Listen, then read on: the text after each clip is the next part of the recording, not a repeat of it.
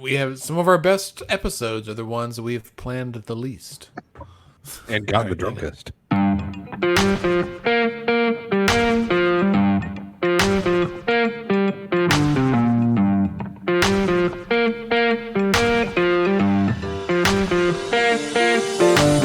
What's up, everybody? So glad you're here. It's Let's Pod This, put the flow back in your ear. The hell was that? I wish our listeners could see your faces right there. I was like, they don't even know this is coming. We've been chatting for 15 minutes and we did not discuss this. Just to throw you off a little bit. That was a throwback Coolio reference there, which is terrible. Anyway, hello everyone, and welcome to Let's Pod This. My name is Andy Moore, and this is episode 129 of our fair podcast here. I'm joined, as I am every week, by two genuinely good people. Bailey Perkins, hello. Hello, Andy. Welcome to the show. And Scott Melson, hello, sir. What's up, dude? What's up? Okay, no, I didn't say that. I didn't do that. You're in rare form today. I've been, the pandemic's getting to me. Like, you can only work alone in your house for so many days before you get a little punchy. I guess. I'm a little punchy. All right, so we have no set agenda for this episode, which we didn't last week either when it was just Bailey and I think it went just fine. So buckle up, listeners. We're going to just wing it. Let's start, like we do most weeks, with the COVID situation. We were just talking about this offline. Today only had 314 cases reported. Yeah, like 300. I think it's 314. It was a much lower number than we have become accustomed to. Well, it's been a weird week. The 1,000 marks on per day. So yeah, like just like 5 days ago, right? Like, but then so. We also had like that day that had 1,700 because the day before only had a couple of hundred, right? So it's been this like really up and down. They had some reporting issues, and legitimately, I think there, on Monday or Tuesday there were a number of news stories about that, right? Like they obviously reported the numbers, and they talked about why they were off, and they highlighted that the health department's system, their public health and infectious diseases reporting system, it's called FIDO, PHIDDO, and they use it for a ton of stuff. But it is a very antiquated system, right? So I used this system for 10 years because all of the HIV tests and all of the STD tests are all reported into this system. So we would use it all the time. Also, like the HIV drug assistance program uses it. And it is, as we've heard from a number of state agencies, it is one of those antiquated systems that is built years ago on its own platform, doesn't talk well to other systems. Like, for example, it runs only in Internet Explorer and only in certain versions of Internet Explorer. It does not run in Chrome. It does not run in Safari or any other browser. It is locked into Internet Explorer. Andy, I'm sensing a theme about antiquated systems in government. Yes, indeed. And in fact, the chief operating officer of the state, John Budd, tweeted about this the other night, that he said that, state government is rife with antiquated, like siloed systems that were built decades ago. And insert, I hate that word. Which, antiquated? No. Silo. So that's one of my Silo? like I mean, like, I get what you're saying. I get what John Budd was saying, and like it's true. But I feel like breaking down silos has become this like new like business jargon for like talking about doing something that we're not actually going to do anything, but it sounds super like actionable. Like we're breaking down these silos and we're coordinating and synergy and like backward revenue stream dynamics. And like now that the silos are broken down, everything's great, even though nothing's actually changed except we put more of the same people in charge. I get what you're saying when it comes to state agencies. When it comes to software that does not talk to other software, well, I mean, it's probably the most appropriate term. We could say walled off. There you go. It is a walled garden, perhaps. except for everything's dead in this garden and no one wants to go there. But we have heard, yes, Bailey, the exact same thing about the Oklahoma Employment Security Commission, right? Like their system, and I have seen a screenshot of their system. It looks like it runs in DOS. And if you don't know what DOS is, well, then you're not of my generation. And it is a like command language that is like the basis from which Windows is built, right? Like it is basically the one step above code, like very basically. It is a terminal language that people don't use, right? Like it's you have to like tab and hit F9 and do things like that. There's no mouse involved in using it. I guess it's not a graphic user interface. And Andy, it's cool if you've been working in state government for 25 years using these softwares, but when these folks retire and you have other people who now have to learn these antiquated systems, that adds another level of complexity to adjusting to old times. Yeah, I mean, there are people using these software packages that were not born when they were created, right? And so, legitimately, the iPhone came out in 2007 and revolutionized technology, right? It is 2020. It's 13 years old now, right? Like, and most people think if you can't do it on your phone, then you just probably shouldn't be doing it, right? And I can scan documents on my phone. Yes, I did it today, right? I moved money from one IRA to another with my phone today. I bank on my phone. Social media. We can chat with each other. You can video call someone in another country instantaneously with your phone, but we cannot process unemployment claims with your phone. Do either of you? This is not rhetorical because I don't know the answer. Do either of you happen to know offhand how much R&D capital went into the development of the iPhone and other smartphones? No, not off the top of my head. Okay, follow up. Did a lot? did Chief Operating Officer Bud or any of the other folks that have been lamenting about our broken down, antiquated, and incredibly unuser-friendly technology talk about why they think we might still be using DOS-based systems to communicate across the state and run things like the OESC and COVID data? And I mean, did they posit what might be the underlying issue there?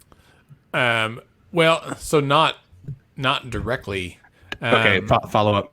Do you think that they think it might be related to profound, prolonged, and systemic underinvestment so that we could cut taxes for people? At least the first half of that sentence, yes. So I'm scrolling. I'm scrolling through my Twitter here. I'm saying that only because like all this is happening like in the social media space, and it's 100% true, right? But to me, like everybody, and I want to be real clear. And it's a fixable problem, right? Like a lot of journalists are talking about this, and I want to say I am not including the journalists in this. I'm including like public officials, people that are running state agencies, people that are like, what is going on? I cannot believe that like and it's like, well, why is this surprising to anyone, right? Like, did you vote for the representatives and senators and governors that have been cutting taxes continuously for the last 25 years? Because I mean, we know Governor Stitt didn't because he hasn't voted in 20 years. But like, other people that are confused by this, right? Like, I just like the unspoken half of this is people are talking about this like it's some mystery, and we're just like shocked. And those of us that follow this, right? Like, Andy, you and I have talked about this for the last 3 years. Bailey, you've been working in state and local government and at the federal level for like most of your professional career, right? Like this is not shocking to any of us. And it's like, welcome to the party. And the unspoken half of this sentence is because we haven't spent the money, right? Mm-hmm. Sorry. No, I mean, that's weighing on me. I would say you're not wrong. So I found the tweets. This is from 2 days ago. So that would have been Wednesday. Dylan Richards at KOCO said, it should not be lost on anyone that Oklahoma's two state agencies most stressed by the pandemic, OESC and OSDH, so the Employment Securities Commission and the Health Department, have had dramatic technology issues caused by using antiquated computer systems. And so John Budd replied and said, "This is spot on. State government is rife with siloed on-premises customized apps written in obsolete languages. CARES dollars, so the federal funding, will be used to address OSDH's FIDO system, the PPE inventory system, and the OESC mainframe, but there are years of other needed upgrade projects across agencies." And so I was feeling a little punchy that night as well, and I said, "Sounds like we need to make a list and get on it, like hashtag IT Strike Force." And Lieutenant Governor Pinnell said, "We got a list. We're working on it," which I'm sure they do. I mean, and just from the little that I've seen of John Budd on Twitter, when he does tweet, which is not super frequently, he's like a no nonsense guy. Like I think my impression from my point of view or my observation is that he like sees that there are problems and wants to fix them, and is probably realized that there are a lot of barriers to fixing that, right? Like it's not like the state just has an account where they're like, here's $1 billion, go fix the problems, right? Like we have to beg, borrow, and steal for every penny that we use, and at the end of the day, in almost every budget negotiation, that money comes down to, do we want to give it to our employees as pay or a pay raise when that happens, which is once a decade, or do we want to spend it on computer systems? And it seems like this is what happens after decades of not spending it on infrastructure upgrades. Andy, I think that's a great point, because I want to bring what both of you are saying together, because they go in tandem. That this legislative session in 2021 is going to be especially hard. I believe it was Carmen Foreman from the Oklahoman who tweeted about brace yourself for the 2021 session, just on the onlooks of having to figure out how we're going to fund Medicaid expansion, looking into budget shortfalls, dealing with COVID response. And there's just a slew of other issues that we're going to be dealing with going into the 2021 session. And so added on top of that list is needing to equip agencies with adequate IT support and software and things that they're needing to be able to function in the 21st century and to truly be efficient in the way that our lawmakers often tout about wanting government to function. However, it didn't have to be this way and be this difficult, to Scott's point, if those investments would have been made in the long term, because that's the reason you make investments in people and in systems to ensure that when moments like this pandemic happen, because we know that life happens, that our agencies are equipped and ready to meet the demand and meet the need. And so it'll be interesting to see what this incoming legislative session will look like with this laundry list of needs occurring. Yeah, but I think that's, I mean, I agree 100%. And I'm probably, people who listen to the podcast are going to be like, Melson's full of shit when he says this. Like, I feel like we should try and be about solutions and not just about like bitching about terrible decisions that have been made for 20 years. So I don't harp on that like as a way of like, we should spend all our time talking about how we got here. But I think, one, it's important to understand how we got here to avoid making the same mistakes in the future, right? Number one. Number two, it is also important to talk about how we got here because it wasn't inevitable. It was a policy choice, right?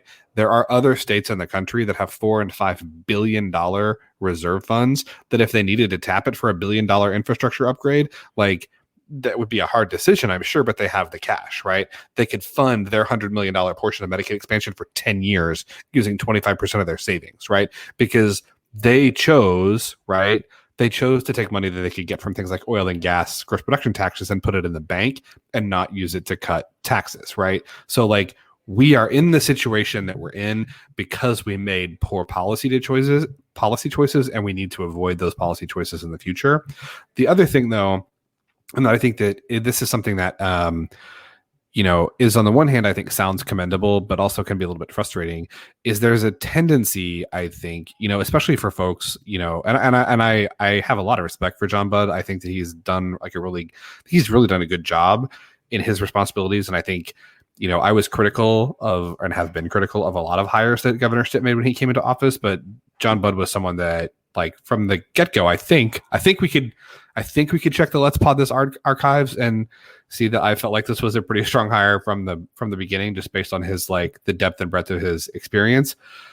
But he also seems to me, and I don't know him, he seems to me like someone who wants to kind of, like, stay out of he wants to stay out of the politics, right? He wants to be about, like, well, we just need to, like, find the solution and fix the problems. And it's like, well, guess what, Chief? You work in government now, which means you can't separate fixing the problem from politics, right? Like, those two things are locked together. And so, because there's not one, because we've talked about this in multiple podcasts, there's not a decision maker who says, I want this, and then all the things are done instantly. Like, you go through different bodies who have shared power and what's the term, where you're sharing accountability. I know the word. Shared powers. Yeah. But we can make all the lists that we want of, like, technology that needs to be upgraded and agencies that are using these outdated and custom built apps that are written on obsolete platforms that no one knows how to use.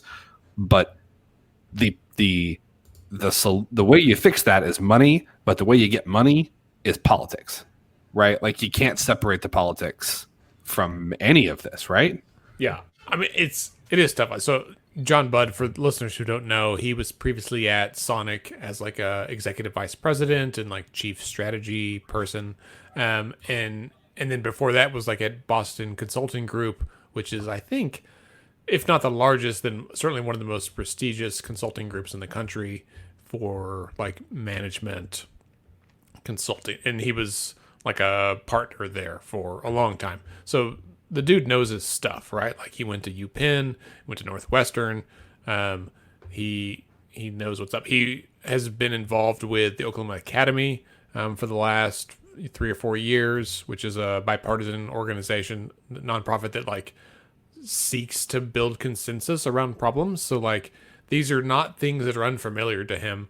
And it is, in my mind, somewhat refreshing to see someone who, like, wants to make change and just doesn't have patience for the politics of it. Like, that's the kind of person that, in many ways, like, speaks to my heart, right? And what I care about. Why, when you say doesn't have patience for the politics of it, why is that something that you think is, like, why is that important to you?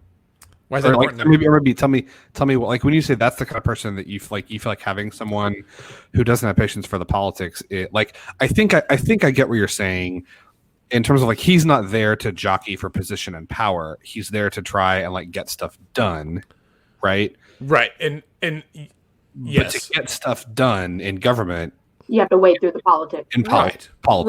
Right. But he is, yes. So it is the jockeying for position, right? And and I say this as someone who is leader of an organization called People Not Politicians, right? That, like, it is difficult to get stuff done when politics are involved, because and this is a whole separate episode that we should do, right? But, like, in our current two-party duopoly, where only two parties control, like, 95% or 98% of the government, and it's either you're for us or you're against us, anyone who is like, but I don't care about who I'm for or against, let's do the pragmatic thing, right?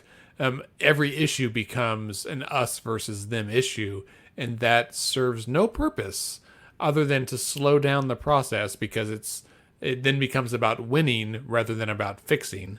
And if what you're trying to go ahead, Bailey. In Oklahoma particularly, it's one party dominating. And Sure. So within that one party domination, when you have anyone who steps off course or has a differing view than the majority, then you see those folks often punished with the consequence of losing a position or getting bumped down in their power. And so there's even consequences to having bold leadership approaches that aren't in lockstep with what those in leadership want. Yeah, I think that's part of the, to me, that's part of the challenge, right? Is that like you have to do more than convince people. I mean, don't hear me wrong. I'm not like excited about this, right? Like I'm like because like in my world, for the most part, when it comes to like determining, you know, when you're trying to decide what like medicine you want to prescribe somebody or like what treatment you want to recommend, it's like, okay, do I have good evidence to make this decision on? And if you have good evidence to make the decision, then like by and large, that's the decision that you make, right? Because that's what the evidence says that you should do, right? I think all the evidence in this case says that like we should be investing $1 billion in technology upgrade to make state government function more effectively and efficiently. But convincing people of the evidence for that isn't enough. You have to you have to recognize that like all these people have disparate interests and feel like how do you make their interests align with this other thing? And like that's really hard, right? Like how do you showing people that doing something that's goes against their ideology is actually in their long-term best interest? Yeah. Well, and I mean you're not wrong. I would wager that I would wager that if we polled members of the legislature and we said, do you think we should invest more in the infrastructure of our state government to ensure that our software is not obsolete? We would get a strong majority that says yes. That part is easy. Like that consensus is easy. Right. The hard part is about building consensus and coming to an agreement around where does that money come from, right? Particularly in a year where like legitimately revenue is down, things are not great, and come February, when sessions start, things are going to be worse, right? Like, there's a lot of talk on the economic forums that here in about a week, right, when August rolls around, we very well may see a wave of evictions in this country and other decisions that come with, you know, the end or the first of the month decisions that are going to send not just ripples, but like waves through our economy, right? And as I've been... because having a place to live is the foundation of someone's economic stability. Yeah. Yeah. I had a long conversation with my kids this week about public transportation because we were driving down 23rd Street and a bus turned at 23rd and Penn. And my daughter, who is 6, said, "You're riding a bus? What are you thinking, people?" And I was like, what are you talking about? And she said, "It's a pandemic." And I said, "Were they wearing masks?" And she said, "Yes, but they're on a bus and there's people there." And for one, I'm glad that my kids are aware of this kind of exposure for COVID reasons. But that opened the door for us to talk about who takes public transit. And I think this is a broad discussion across the country right now, right? Oklahoma City does not have a great public transit system. And having a car is a luxury. It is, right? And the streetcar didn't fix it? And I thought we have a streetcar now. Is that still running? It is. I guess it's running. I heard it runs, but it runs slowly, is what I heard. Yeah, you can go. You can go from Bricktown to the Peak and back. It only goes one way though. So you from the Peak to Bricktown is like a 2-minute ride, it's a circle, but from Bricktown to the Peak, it's a 45-minute ride because you have to go the whole route.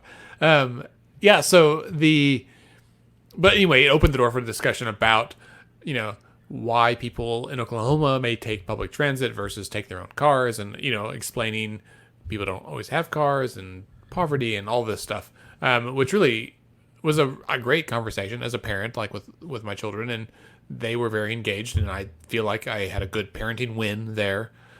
However, you know, our discussion from our private vehicle is from a position of privilege, and that is not the same for everyone who's driving around. And so to go connect this back to state government, they are excellent. Lawmakers are excellent about talking about one thing and doing another, right? And so they could all agree, yes, we should definitely, invest more money in these things, and then not do it, right? I mean, that happens literally all the time. I mean, we've had so many conversations individually with lawmakers where behind the scenes of like, yeah, I'm absolutely supportive of that. I think we should do that. But the will is rarely there for a collective body to put themselves on the line when it's time to add something to the House or Senate calendar, to then take it for the vote to really do that hard work and build the will to get something done. It's funny to me when people say like, I'm just going to vote my conscience, or I'm just going to vote what my district wants. And those two things don't always align, and they just pick whichever one seems convenient at the time. And they will vote their conscience, they will vote against their district on certain issues, and then not on other issues. And it seems like if you're going to vote your conscience, why don't you do it all the time, right? But sometimes, Andy, they're not even voting on the hard things, right? Because those things don't get put on the floor calendar for the members to actually vote on. That's right. We'll have conversation about, we got to do something about this issue. We have to do something about that issue. It's important. But it's never put on the floor for members to vote upon because of fear of, you name it. That's right. That's a really good point, especially right now. And I think this is a good segue into interim studies. But as we move in the slow march towards the next legislative session, there will be issues that we all care about, and people will scream, "Why don't you fix this?" And it's like, well, I didn't have a chance to vote on whatever the issue was. And that is a bigger issue than the individual member. That is a systemic issue with the legislature. And I think it is incumbent on all of us, right? The three of us, and certainly all of you listeners, to help your friends understand what the legislative process is and how bills come up for a vote or don't, because that determines everything, right? Like, we know plenty of good bills that go to the Rules Committee and are never heard from again. Rules Committee, where bills go to die. I mean, or they move in strategy.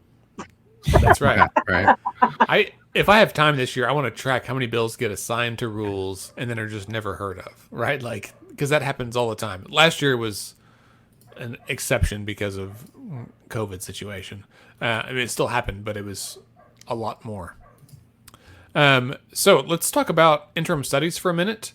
Right before we started recording today, and today's Friday the 24th, the House released their list of approved interim studies. So there were 90 something that had been proposed or requested, and leadership granted approval to 72?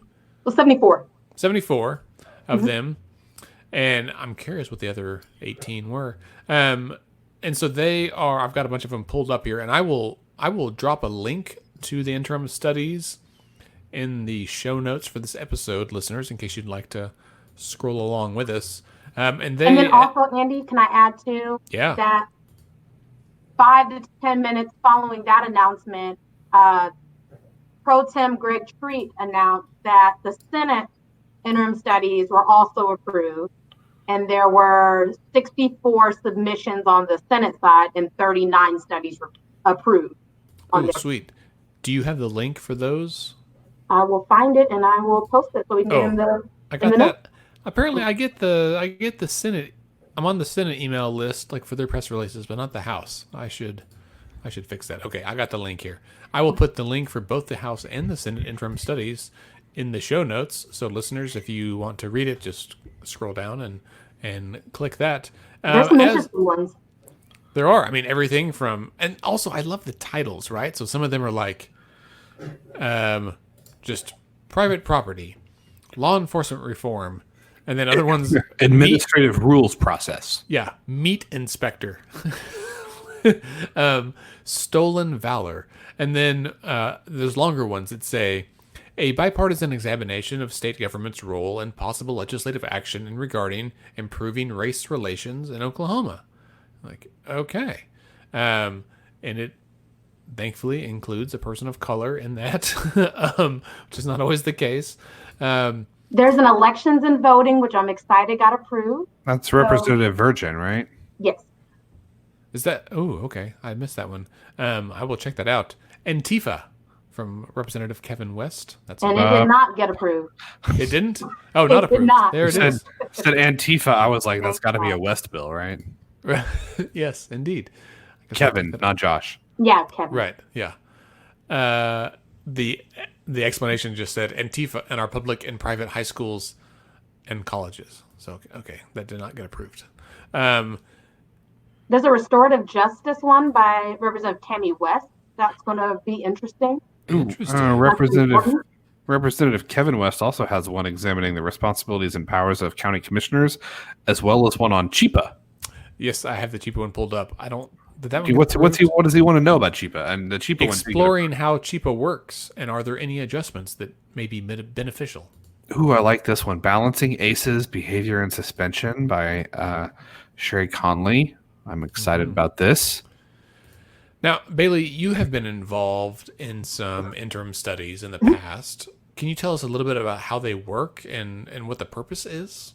Yes. So the members who filed the interim study and were approved have the ability to run the agenda for that interim study.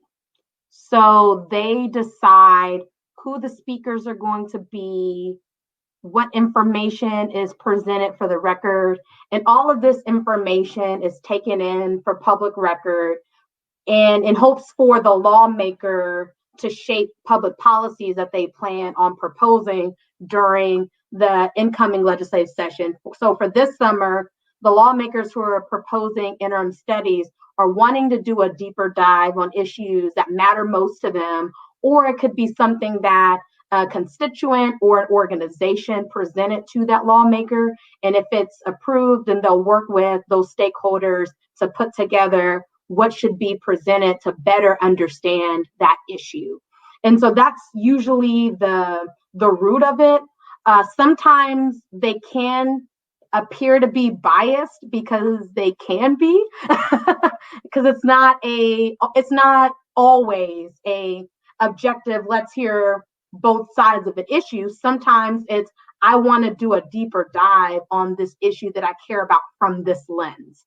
And so that member, and if it's a group interim study, so for example, the one on race relations, then those lawmakers will come together and decide collectively what that agenda should look like and who should testify on those interim studies. So that information is collected, and then lawmakers will work through the fall to shape legislation that they can propose during the 2021 legislature. Yeah, that's really helpful. I haven't, like, so a couple of years ago there was an interim study about HIV education because there's a bill related to that, and I didn't have a chance to participate in the interim study, but a lot of my colleagues at the time did, and it was really really interesting to kind of see the process. And you know, a lot of these you can watch online. Yeah. So if you are interested in the subject matter, you can watch it. They're all live streamed from the various meeting rooms of the Capitol. And Andy, this is another great time to do a pitch for our local news media. Mm-hmm. Many of them cover the interim studies that happen and will provide great summaries. So like if you follow eCapitol on Facebook, they'll provide short summaries in the beginning to give you a quick synopsis of what happened. But always your non-docs, your frontiers, your KOCOs, any local news stations, your NPR affiliate, because they will likely follow many of the interesting. They may not follow all of the interim studies that happen, but they'll definitely follow some of the ones that are interesting. Yeah. Can I sort of plug here? So people who've been listening to the show for a long time, We used to have a local journalist who wrote for the Journal Record and did a fantastic job covering the Capitol, named Catherine Sweeney. She moved to Washington and took a job in Washington. No, she's back, and she's I know, but she's back now. So she's back now, and she's working for KGOU, and she's covering health. And Catherine is a great journalist for a lot of reasons, and does a really good job. But she, one of the things that was so great about her Twitter feed, Tress does this too over at NonDoc. Trace does this at NonDoc. They do an incredible job live tweeting proceedings. So like if there's a hearing or there's a debate, like a lot of people cover it, but they'll like give you like, because they're freaking millennials, they'll give you like the play-by-play on their Twitter feeds of what's happening. So if you want to be like super plugged into what's happening at the Capitol without being there, following as many local journalists as you can, but I would specifically say you should follow Catherine and Trace, because I think they do about as good a job of that as anybody around. They do a great job. I think Dylan Richards at KOCO. He does fantastic as well. His COVID coverage has been fantastic. Trevor Brown is fantastic as well. Yep. We have, people talk about like the media, and that can mean a lot of things. And if you're talking about Fox and MSNBC, that's one thing. But like our local media really do a fantastic job. Yeah. I follow Abigail Ogle on Twitter, and it's crazy what she and Dylan and others retweet of what others are saying to her. And it's really awful things. But it's just another reminder that like our local media are the ones who are on the front lines, getting to the heart of the matter and summarizing in really objective ways what's going on. And so find those local journalists that you enjoy and that you connect with to get that good information. Yes. I 100% agree. It is. I've seen their tweets as well, and it's exactly what you think it is. Just terrible content. So let's shift gears back to state level stuff. Earlier this week. No, wait, yesterday? What day is it? Today's Friday. Like a day or two ago. Yeah. It was announced. Welcome to day 265 of the COVID pandemic. Y'all, I was thinking about this. Do y'all realize that impeachment was this year? Mm-hmm. It feels that like was in February. Like impeachment happened. Impeachment happened like a month before the Rona. Yeah, I really have no concept of time anymore. Like it's insane. Also, this is like the dog days of summer, and I just am over it. Like it's been so hot and humid for so long now that I've showered twice a day for the last week, and I just feel like I just feel sweaty all the time. Anyway, sweat aside, the governor's chief of staff, Michael Junk, announced, I think yesterday, that he was stepping down from his position at the end of the month. So a little over a week away. He said that he has his next job lined up, but has not announced what that is yet. I'm sure listeners have heard as many rumors as we have. And so let's talk about the timing and if we think this is related to the current climate at the state capitol, or is this just a normal turnover in staffing for this position? Scott, what do you think? I'm suspicious, but that's my baseline. So I knew you were going to say that. I mean, like, we've got it.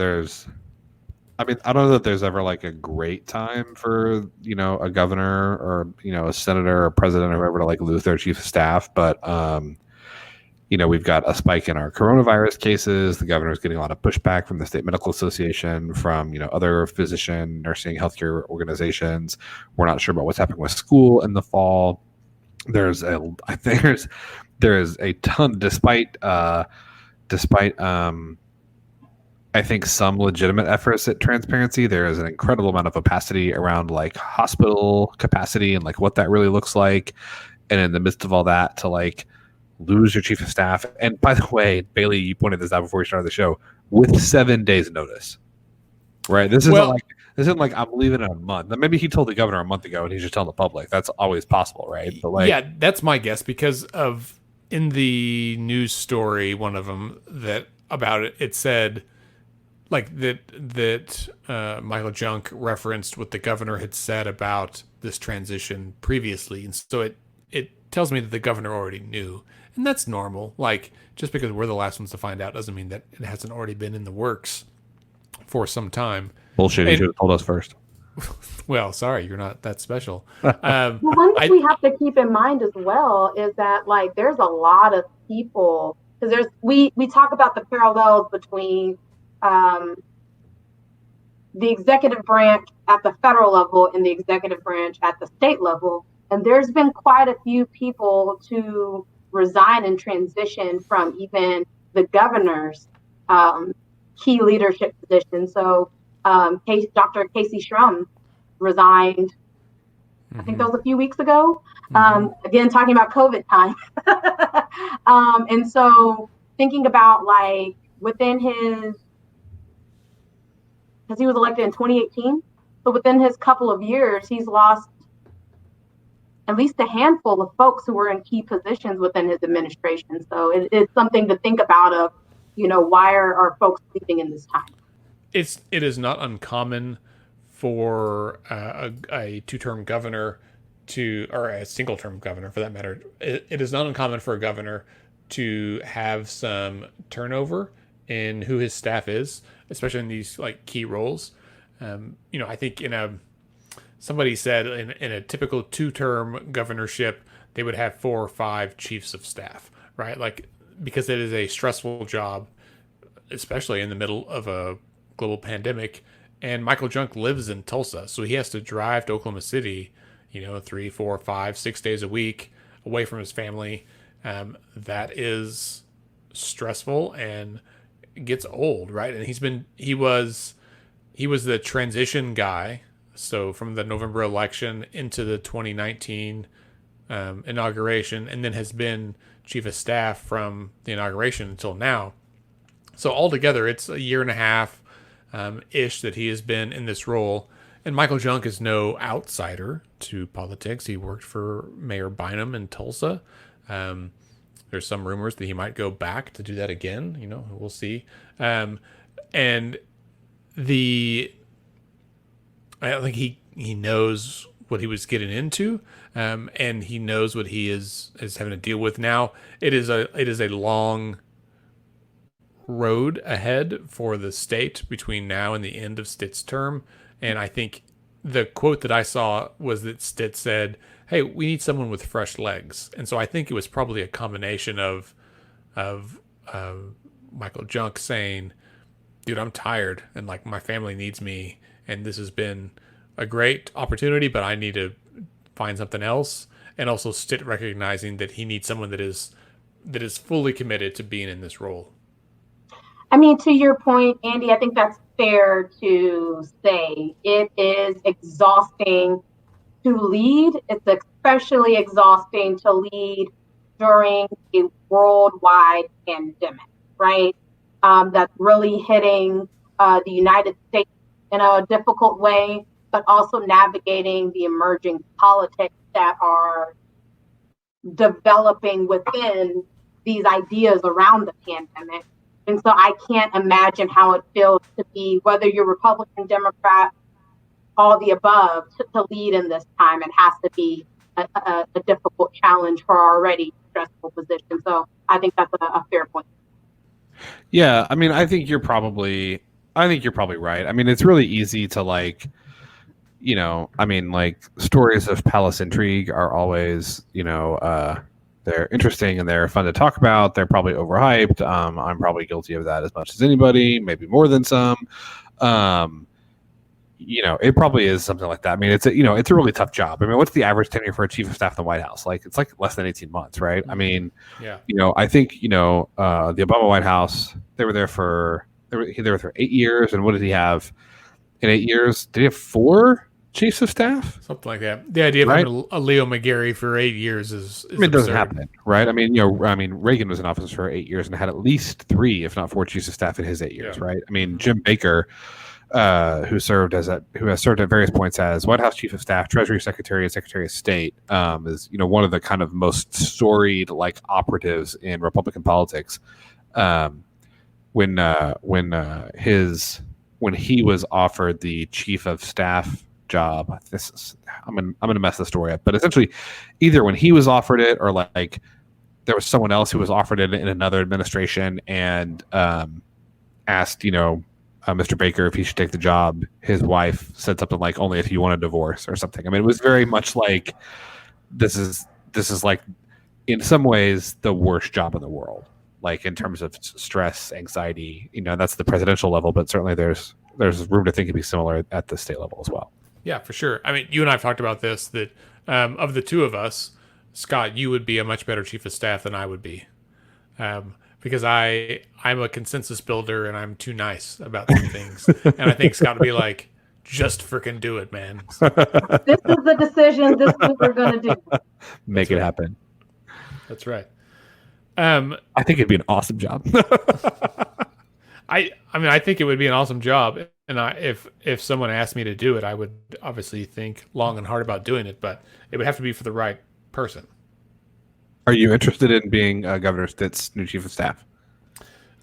That offer is not on the table, so I'm not real concerned about that. You don't know that. You got a resume to submit. So he could call you tomorrow for your dream job. If he calls me tomorrow, then we'll talk about it. But I don't think he knows I exist, so that's fine. This is more federal, but it's interesting. One of the important bills that Congress works on is the funding for our military and defense, known as the NDAA. It sounds like they've come to an agreement on what's going to be in there. And it was interesting because there was a discussion about renaming our bases around the country because many of them are named after Confederate leaders or people who were overtly racist. And our U.S. Senator in Oklahoma, Jim Inhofe, leads the United States Armed Services Committee on the Senate side. Like he's the top dog. And he said, no, we're not going to do that. So that part is out of the bill. But there is, I guess, finalized versions of the NDAA out there. So is it out? Like, so what I had read this morning was that they passed the bill, and the bill that passed the Senate still had the renaming bases provision in it. The bill that passed the House has the renaming bases provision in it. And Senator Inhofe said, no, that's going to come out, but he wouldn't say how it was going to come out. Right. Like, so has it been pulled, or is he planning that he's going to get that out during conference, or like what's? My guess is that likely during conference that's going to get pulled. So, especially because it's moved so far in the process that they're going to want to get it over the finish line. And if that's something that they know that President Trump isn't going to be for, and if Jim Inhofe says this is how it's going to be, then we're likely to see whatever goes to President Trump's desk will not have that provision in it. That's so frustrating. It's just an interesting outlook on, too, the power dynamics of leaders and who leads committees. So. Yeah. Do you guys have any predictions for the next week? No, not one. I have no idea what's going to happen. In a precedented time. Yeah. And I would say, we have these certain things to look forward to. I know the interim studies are going to start getting scheduled soon. And then Congress is still in negotiation on what the next coronavirus relief bill is going to be. What the limits are going to be on the unemployment funding from the federal government. Will there be another round of stimulus payments?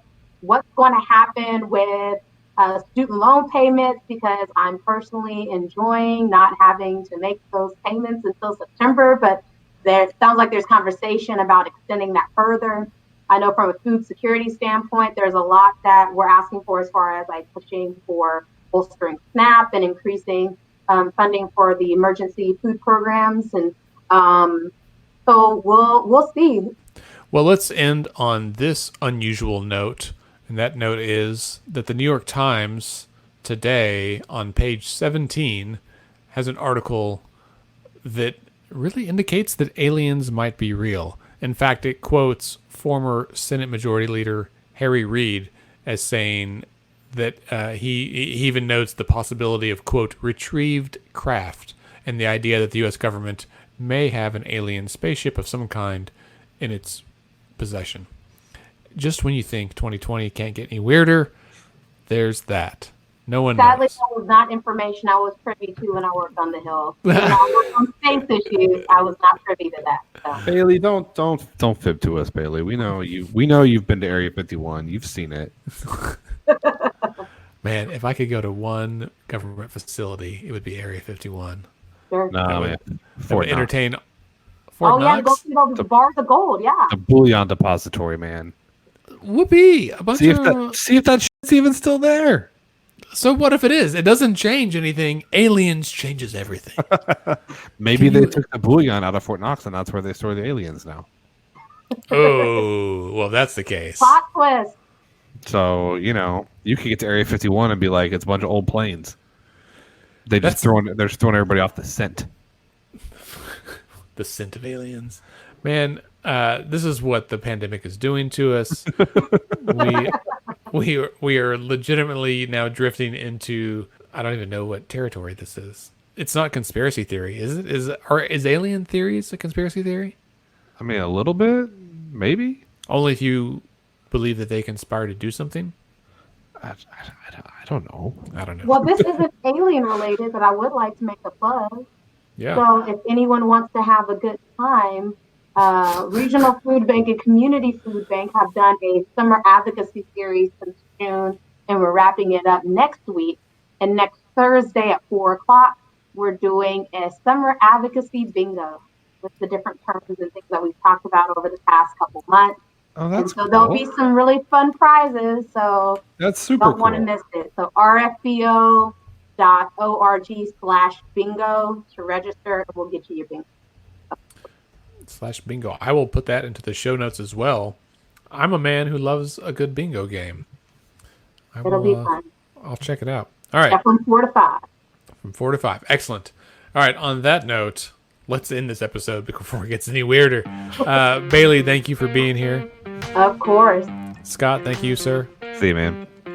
All right, listeners, thank you for being here as well. Let's Pod This is produced by Scott Bailey and me. We are members of the Mostly Harmless Media Network. If you want to give us some feedback or ask questions or send us anything, please reach out. You can send us an email at podcast@letsfixthisok. You can also hit us up on Twitter, Facebook, Instagram @letsfixthisok. Scott is @SC Melson. Bailey is @Bailey M. Perkins. I am @AndyOKC. You can find all of this information and more at our website, letsfixthisok.org. Sign up for our newsletter. Check the calendar. There's nothing on there right now, but someday, again, there will be in the future. And we would love to have you join us. I think it's probably safe to say that right now we are really planning and building for the election night show of 2020. We don't know what it's going to look like yet. It will not be in person, which is a real shame, but we'll do something cool anyway. Tell your friends, please subscribe and rate our podcast on Apple Podcasts. Check us out on Spotify or whatever app it is that you use to listen to podcasts. Tell your mom that she should listen to podcasts, and this is one of them that you should recommend to her, and probably some others that are also funny, so that she has a lighthearted moment in the midst of a pandemic. Our theme music is called Rhino Funk by artist So Down. And decisions are made by those who show up. As we record this, we are less than 100 days from the general election, and less than a month away from the runoff. That's right.